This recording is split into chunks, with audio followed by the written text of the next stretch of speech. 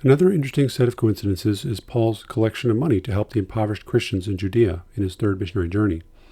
Paul talks about this several times in his letters, but Acts doesn't mention this collection during this point in his journeys.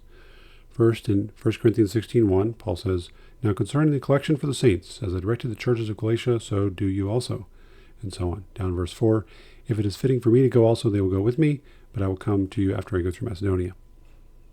So at that point, Paul was writing to Corinth from Ephesus around the time mentioned in Acts 19:22, and he was about to travel overland through Macedonia to Corinth. At that point, Paul was not sure if he himself would be helping to bring the money to Jerusalem or not.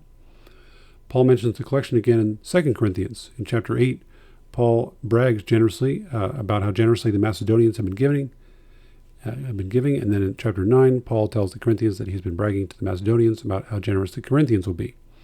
And then finally in Romans 15, at the time mentioned in Acts 20, verse 3, Paul writes to the Romans from Corinth saying that he was headed to Jerusalem to personally deliver the money to the Christians there.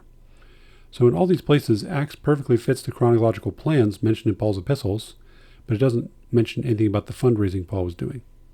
Finally, in Acts 24, after Paul had brought the money to the Jerusalem Christians and then had gotten arrested in the temple, Paul explains to the governor that he had come back to Israel to bring alms to my nation.